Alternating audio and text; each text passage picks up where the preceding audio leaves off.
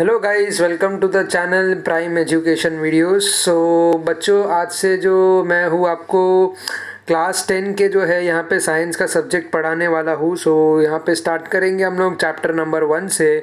सो आपका चैप्टर जो है यहाँ पर ग्रेविटेशन का थोड़ा बड़ा है चैप्टर। सो ये जो है बहुत सारे टॉपिक्स है, जैसे कि आप देख सकते हो ग्रेविटेशन का है, केपलर लॉ है, एक्सेलरेशन के जो कॉन्सेप्ट है, फ्री फॉल है, एस्केप वेलोसिटी, सर्कुलर मोशन। तो ये सारी चीज़ें जो है मैं कवर करूँगा।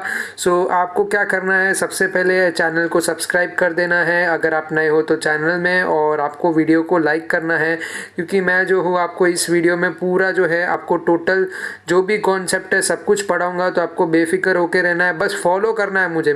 आप देखते जाओ, मैं जिस तरीके से पढ़ा रहा हूँ वो समझो। जो की कॉन्सेप्ट है वो सारे मैं आपके जो है कवर करने वाला हूँ, आपके टेक्स्ट बुक से रिलेटेड। यानी आपको कोई बाहर की चीज़ों का टेंशन नहीं कि क्या आएगा क्या नहीं आएगा, सारी जो भी चीज़ें हैं यहाँ पे कवर हो जाएगी। तो यहाँ पे स्टार्ट करते हैं हमारा जो भी बेसिक है यहाँ पे। तो बच्चों, सबसे पहले ये समझो कि ग्रेविटेशन क्या होता है। तो उसके लिए ये जो 3 चीज़ें हैं आपको पता होनी चाहिए। What are the effect of force acting on an object, what types of forces are you familiar with, what do you know about the gravitational force।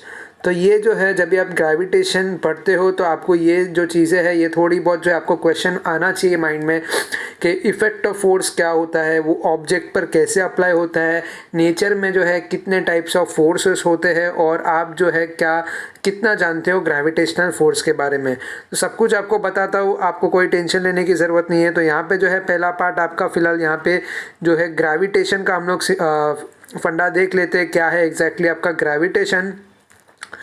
So देखो, as we learned, the phenomenon of gravitation was discovered by Isaac Newton ji. Isaac बाबा ने जो है, हमारा Newton बाबा ने जो है यहाँ पे ग्रेविटेशन के लिए बनाए थे। जैसे आपको पता है लॉज ऑफ मोशन भी होता है, आपने सबने सुन रखा होगा। फर्स्ट लॉ ऑफ मोशन होता है Newton, second law Newton, third law.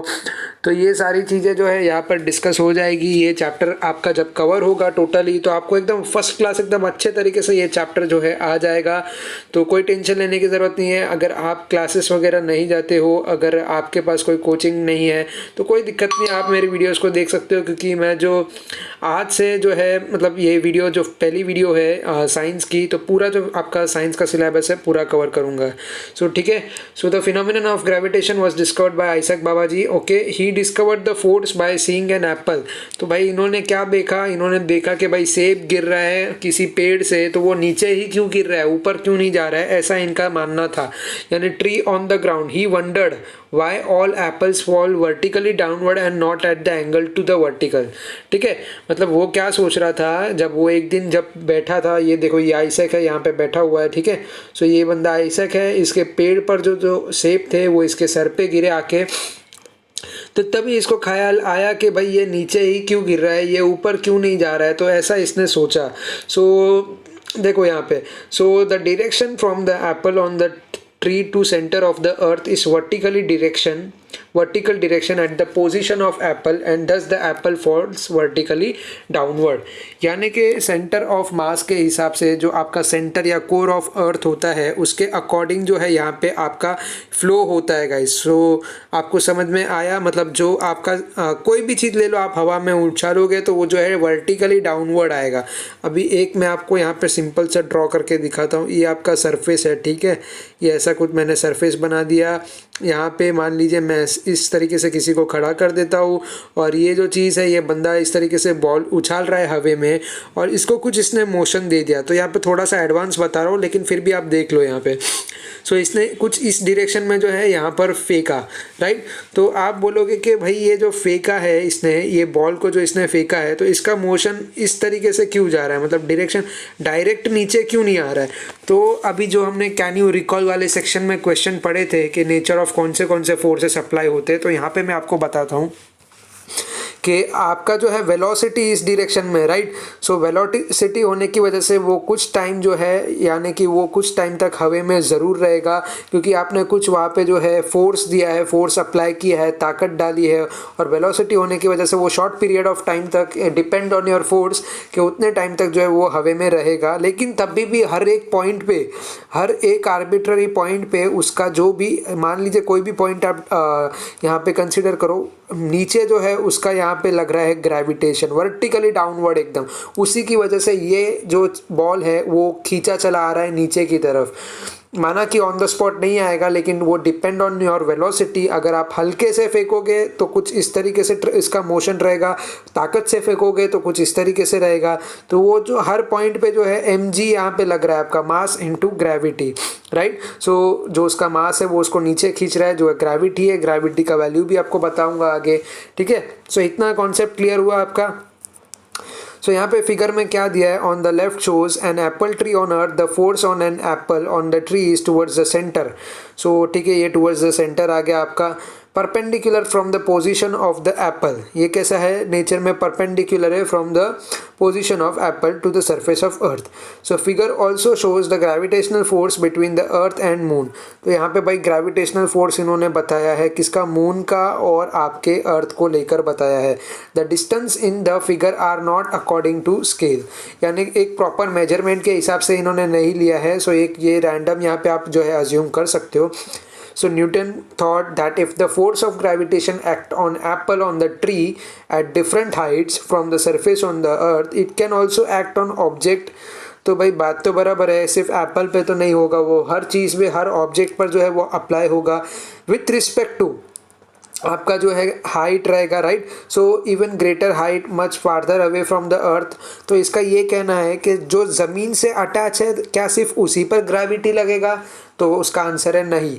तो जो भी ऑब्जेक्ट है जिसको आप फिजिकली देख सकते हो, जिसका फिजिकल एक्सिस्टेंस है, देखो सुनो बच्चों, ध्यान से सुनो, यहाँ पे मैं क्या बोल रहा हूँ, यहाँ पे क्या फिजिकल, यहाँ पे बोल रहा हूँ फिजिकल ऑब्जेक्ट, ये बहुत ही काम की चीज़ है आपके लिए।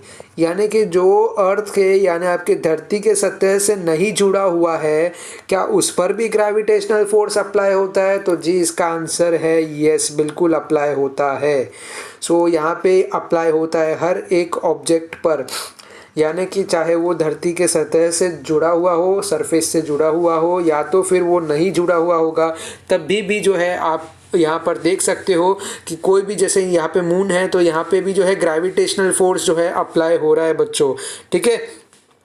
ये बात हुई क्लियर, ये कॉन्सेप्ट आपको क्लियर आ गया, ग्रेविटेशनल फोर्स कैसे अट्रैक्ट होता है, जैसे मून का अर्थ और जैसे एप्पल का ऑन द फ्लोर, ठीक है, इतना क्लियर हुआ। तो यहाँ पे देखो एक लास्ट है हमारा force and motion. We have seen that a force is necessary to change the speed as well as the direction of motion of an object. जैसा कि मैंने आपको बताया, अगर आप बॉल थ्रो करते हो तो यहाँ पे force is necessary component over here. अभी फोर्स एक नेसेसरी कंपोनेंट क्यों है? ये बॉल मान लीजिए मैंने थ्रो किया, तो मैंने कितने फोर्स से थ्रो किया, तो उसका जो है एक्सिलरेशन होगा जब भी आप थ्रो करोगे, राइट। तो वो विथ रिस्पेक्ट टू टाइम रहेगा, विथ रिस्पेक्ट टू टाइम रहेगा, right, with respect to mass रहेगा। उस पर बहुत सारी चीज़ें जो है यहाँ पे अप्लाई होती है, तो वो सारी चीज़ें जो है आपको भी समझनी होगी यहाँ पे। So force is necessary to change the speed as well as the direction of motion of an object. तो ये स्टेटमेंट हमेशा आपको ध्यान रखना है, फोर्स क्या है और मोशन क्या है, right. So force is necessary to change the speed as well as the direction of motion of an object। Motion क्या होता है? मोशन होता है कि कुछ मान लीजिए फ्लो होना, एक बोल सकते हैं मोशन। अभी मोशन को मैंने किस वर्ड से रिप्लेस किया? यहाँ पे मोशन को मैंने रिप्लेस किया फ्लो से। अभी फ्लो क्या होता है? मान लीजिए यहाँ से स्टार्ट किया, ये पॉइंट ए है, ठीक है, यहाँ से स्टार्ट करते करते ये पॉइंट बी हो गया। तो यहाँ पे मैंने डायरेक्शन की बात ही नहीं की, मैंने ये डिस्टेंस की बात की। तो ये डिस्टेंस यानी ये रास्ता मैंने आपको बता दिया, देखो यहाँ से यहाँ तक जाने का रास्ता है, तो इसको हम क्या बोलेंगे? एक मोशन बोलेंगे। अभी मोशन यहाँ पे, अभी डायरेक्शन क्या होगा, मतलब अभी फोर्स मैं लगाता हूँ तो मेरे पे डिपेंड करता है कि इसको मैं इस तरीके से हवे में उछाल कर यहाँ पर फेंकूँ, या फिर किस तरीके से यहाँ पे डायरेक्टली यहाँ पे इस तरीके से फोर्स दे दूँ। तो ये डिपेंड ऑन क्या करेगा? आपके फोर्स पे। So force is necessary to change the speed as well as the direction of motion. क्या चीज़ है यहाँ पे? Force is necessary to change the speed भी as well as the direction of motion. तो इतना ही आपको याद रखना है बच्चा लोग, समझ में आ गया? हम लोग आगे बढ़े, अभी टॉपिक क्लियर है ना? चलो ठीक है, ओके। सो यहाँ पे आप देख सकते हो जैसे कि इंट्रोडक्शन टू साइंटिस्ट हमारे आइजैक न्यूटन जो है इनका जन्म कुंडली दिया है 1642 से लेके 1727 तक। ये जो थे ग्रेटेस्ट साइंटिस्ट थे, इनके टाइम पीरियड के अकॉर्डिंग ये पैदा हुए थे। इनकी पैदाइश इंग्लैंड की है। इन्होंने जो है लॉज ऑफ मोशन दिखाया पूरे दुनिया को, उसका इक्वेशन दिया, थियोरी दिया, ग्रेविटी के बारे में बताया, ठीक है। सो उनकी बुक जो है वो लिखी गई थी। सो केपलर जो है उन्होंने 3 लॉज दिए थे यहाँ पे प्लानिटरी मोशन के लिए, ठीक है। So however the reason why planet move, तो इन्होंने रीज़न बताया था। केपलर भाई जो थे हमारे केपलर साइंटिस्ट, इन्होंने बताया था प्लानट जो है वो किस तरीके से मूव करता है, उन पे क्या क्या एक्शन जो है अप्लाई होते हैं।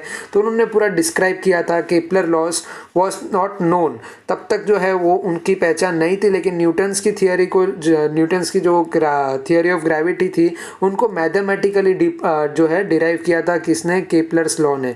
सो यहाँ पे देखते हैं एग्जैक्टली इन्होंने क्या किया था। तो इन्होंने बताया था, चलो ठीक है, ये तो इनका पार्ट हुआ ओवर। यहाँ पे इन्होंने जो बताया था ये तो छोटा सा पार्ट है जो आपके सिलेबस में यहाँ पे इन्होंने दे रखा है। लेकिन एक्चुअली आप देखने जाए तो इनके भी लॉज है, इनके भी प्रिंसिपल है, जो कि आपको क्लास 11 और क्लास 12 में देखने को मिल जाएगा। फिलहाल तो आपको अच्छा है, इतना छोटा सा ही पार्ट दिया हुआ है।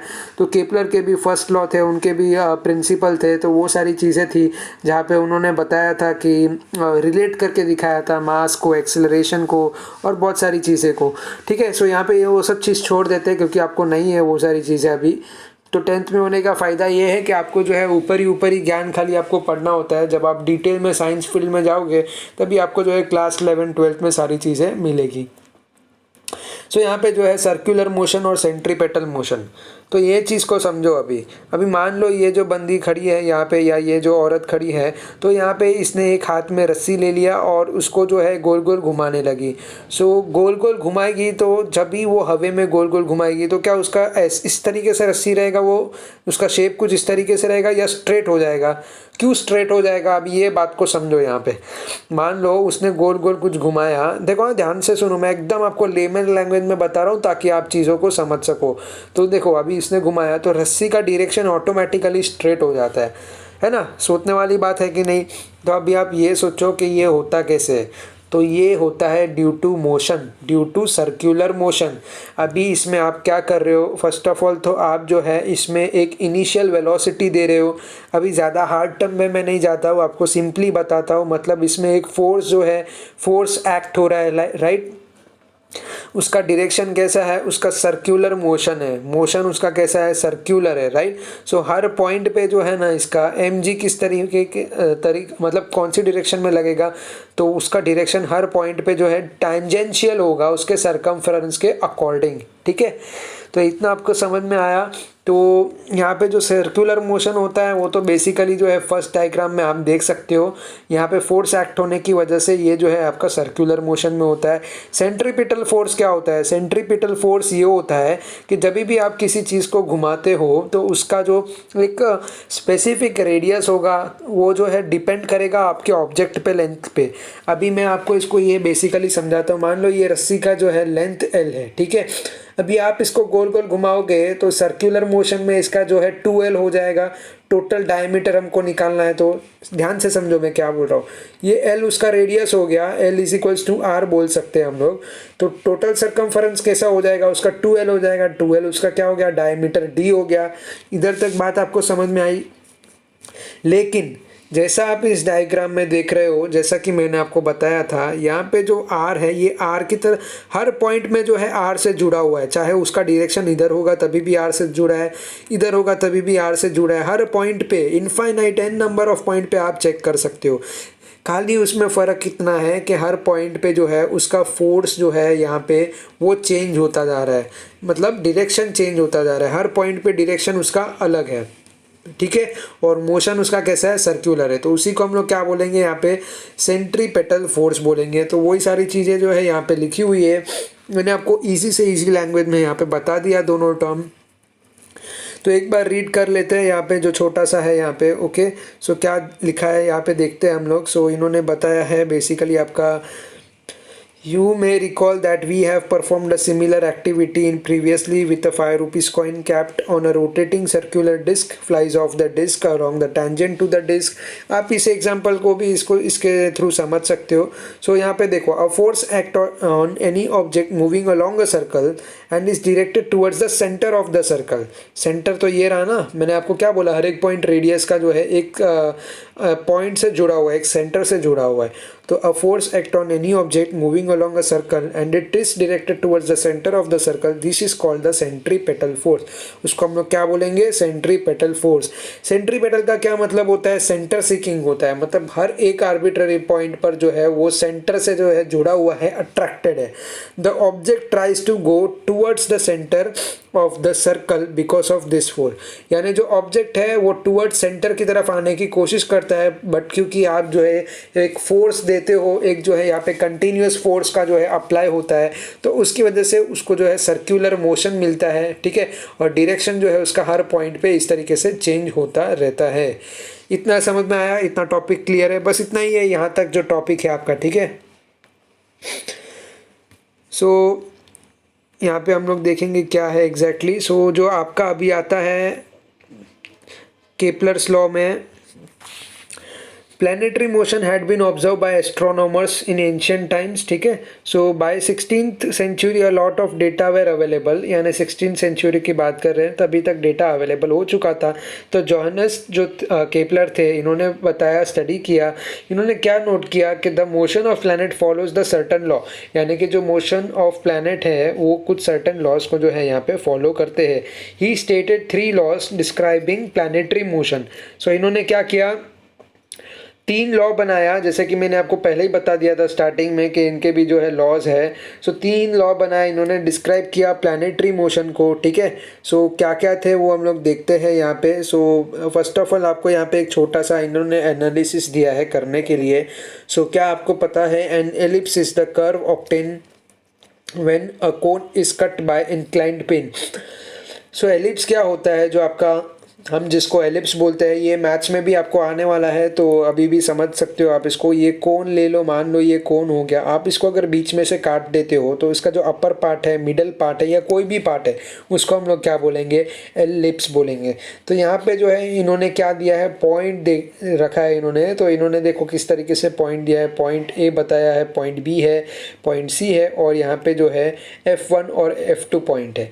सो इसका एक इक्वेशन है, बेसिकली ये आपको आने नहीं वाला है कोई भी, और इसको आप नहीं समझोगे तब भी चलेगा, बट एक मैथमेटिकली के तौर पे आप इसको समझ सकते हो. सो जो ए बी सी है, ये आपके जो है 3 पॉइंट है एलिप्स के, और जो कि आपका F1 और F2 है, इनको हम क्या बोलेंगे, फोकल पॉइंट बोलेंगे. सो इन्होंने क्या लिखा है इक्वेशन में, AF1, देखो यहाँ पे इन्होंने क्या लिखा है, AF1 प्लस AF2, यानी कि पॉइंट AF1 प्लस AF2 जो है वो किसके बराबर है, BF1 प्लस BF2, और वो किसके बराबर है, CF1 प्लस CF2.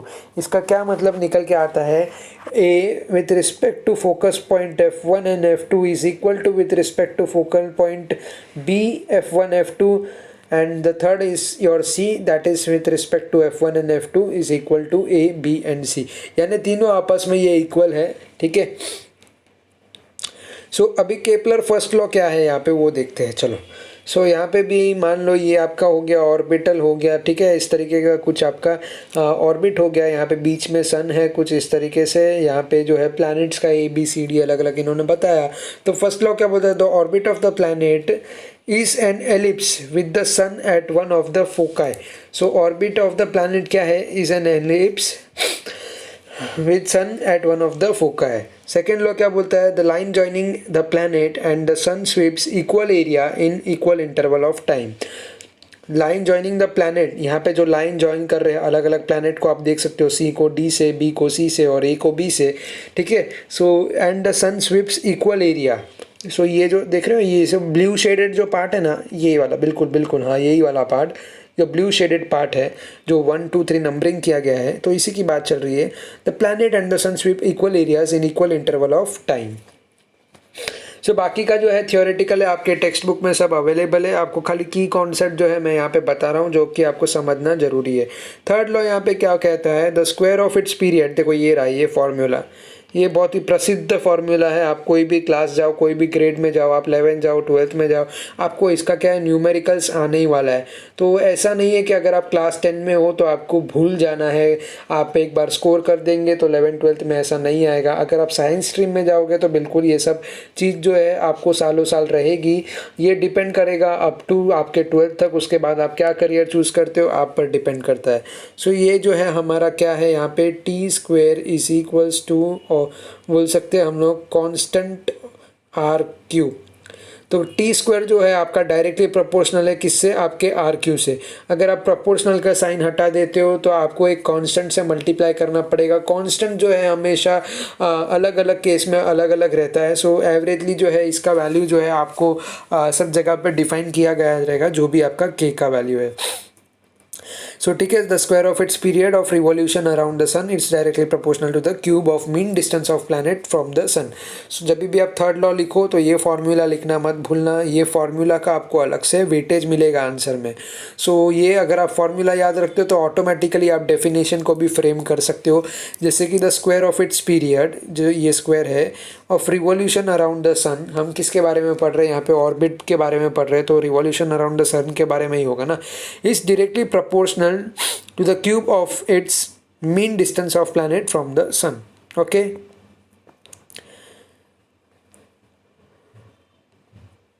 सो यहाँ पे आते हैं हम लोग अभी। सो यहाँ पे क्या है, Newton's universal law of gravitation. So Newton's universal law of gravitation क्या है बच्चों। सो यहाँ पे जैसे कि आपको पता है कि आपका केपलर्स लॉ है, इन्होंने क्या बताया, फार्मूला नया दिया आपको थियोरी ऑफ यूनिवर्सल ग्रेविटी के लिए। सो ये थियोरी के दौरान इन्होंने बताया कि हर एक ऑब्जेक्ट जो है वो यूनिवर्स से अट्रैक्ट करता है। ठीक है, एक लाइक एक डेफिनेट फोर्स से जो है वो अट्रैक्ट करता है, अट्रैक्शन होता ही है, राइट। सो ये जो फोर्स है डायरेक्टली प्रोपोर्शनल होता है किससे, प्रोडक्ट ऑफ मास से, मास ऑफ टू ऑब्जेक्ट, और इन्वर्सली प्रोपोर्शनल होता है किससे, square of distance between them. So ये इन्होंने बताया यहाँ पे कि आपका प्रोडक्ट ऑफ मास से जो है यहाँ पे, और डायरेक्टली इन्वर्सली प्रोपोर्शनल होता है, इन्वर्सली प्रोपोर्शनल होता है आपके square of distance between them. तो यहाँ पे दो दो इन्होंने पार्टिकल्स का जिक्र किया है यहाँ पे, तो ये भी आपको पता चल जाएगा थोड़ी देर में। सो यस, इसकी की बात कर रहे हैं हम लोग यहाँ पे। मास जैसे ये m1 हुआ, ये m2 हुआ, सो फोर्स दोनों का एक दूसरे के प्रति जो है अट्रैक्ट होना है, यानी m1 भी हो गया आपका, m2 भी हो गया यहाँ पे, और इन दोनों के बीच में क्या है, डिस्टेंस t है। सो फोर्स को हम लोग कैसे बोल सकते हैं, फोर्स का मतलब हो गया यहाँ पे m1 into m2 upon d², यानी product of masses is inversely proportional to the square of distance between them. ठीक है, इतना आपको समझ में आ गया।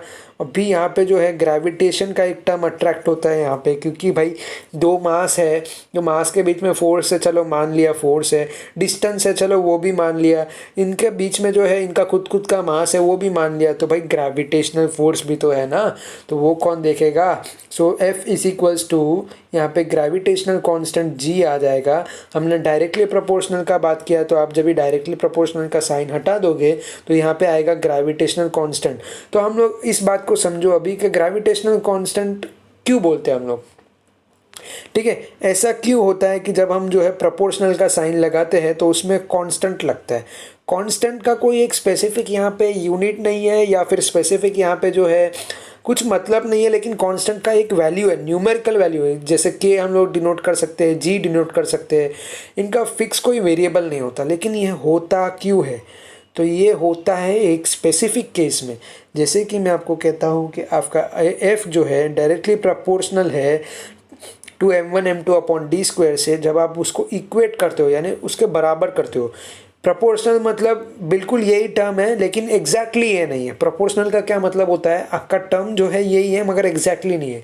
लेकिन जब आपको टर्म और प्रॉपर एग्जैक्टली भी अगर आपको लिखना हो, जैसे उसका प्रॉपर टर्म और प्रॉपर जो है वैल्यू के साथ, तो कांस्टेंट डालना पड़ेगा। कांस्टेंट हर एक जगह पे अलग अलग होता है।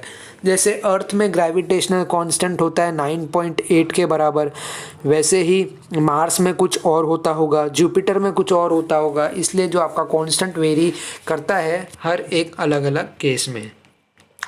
समझ में आया बच्चों, यहाँ पे आपको क्लियर हो गया होगा। तो यहाँ पे इन्होंने इंट्रोडक्शन किया था जोहान्स केपलर ने। ये टाइम पीरियड में जर्मन एस्ट्रोनॉमर और मैथमेटिशियन थे ये। तो इन्होंने वर्क किया था एज अ हेल्पर। किसको वर्क किया था? टाइको ब्रेहे को किया था। ये सब आपको आएगा नहीं एग्ज़ाम में। ये तो क्या है, क्लास 10 तक आपको यही सारी बकवास चीज़ें जो है पढ़ाई जाती है। अगर आप साइंस के स्टूडेंट हो तो आपको जो है यहाँ पर कॉन्सेप्ट से मतलब होना चाहिए। आपको ये जो है ये जोहान्स केपलर, इनकी हिस्ट्री, बायोग्राफी, इन सब चीज़ों से आपको मतलब नहीं होना चाहिए। लेकिन हमारा एजुकेशन सिस्टम ही ऐसा है। ये मैं क्यों बोल रहा हूँ? क्योंकि मैं जो यहाँ पर हूँ आपको सच कह रहा हूँ कि 11-12 के क्लास के बच्चों को भी पढ़ाता हूँ। सो इसी केस में मैं आपको ये कह रहा हूँ कि ये सारी चीज़ें जो है नहीं होती, आपको कॉन्सेप्चुअल चीज़ें होती है जिससे आप लॉजिक बिल्ड कर सकते हो। बट यहाँ पर ये जो है इन्होंने सब कुछ दे रखा है, तो आपको एग्ज़ाम में जो है मोस्ट प्रोबेबली तो नहीं पूछा जाता है।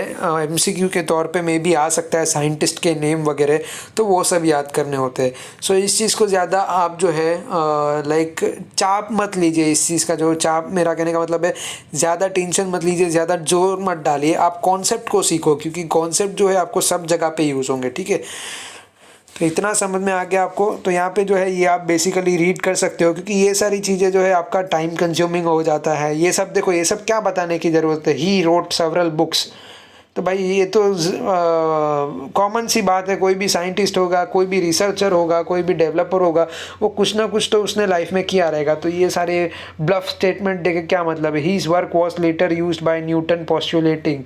ये सारी चीज़ों से हमें क्या करना है? उसने क्या बताया, क्या उसका टाइम पीरियड था, ठीक है, उतना आप बता देते हो तो चलता है। लेकिन क्या करें, अभी कुछ बोल नहीं सकते सिस्टम को, ठीक है। तो यही सारी चीज़ें यहाँ पे थोड़ा सा रीड कर लो। यहाँ पे देखो, मैं पूरा का पूरा थियोरेटिकल आपको पार्ट रीड करके नहीं बता सकता, क्योंकि ये जो है ज़्यादा बोरिंग भी हो जाएगा और आपको समझने के लिए भी ये चीज़ जो है मज़ा नहीं आएगी। तो पार्ट 1 के लिए बस इतना ही। आज आपको ये वीडियो पसंद आता है तो वीडियो को लाइक करो, शेयर करो, सब्सक्राइब करो। साथ ही आपके क्लास 10 के जितने भी बच्चे हैं, क्लास 9 के बच्चे हैं, उनके साथ आप शेयर कर सकते हो। ये बहुत ज़रूरी इन्फॉर्मेशन जो है मैं आपको देने वाला हूँ इस चैनल के थ्रू। तो आपको क्या करना है? सब्सक्राइब कर लेना है, भूलना नहीं है गाइस, बच्चों, ठीक है। तो ओके, बस आज के इस चैप्टर को हम लोग यहाँ पे ही जो है पार्ट 1 को वाइंड अप करते हैं। पार्ट 2 जल्दी अपलोड कर दूंगा। तो मिलता हूँ नेक्स्ट वीडियो में। सो तब तक के लिए thank you, take care, bye bye. पढ़ाई करो अच्छे से, ठीक है।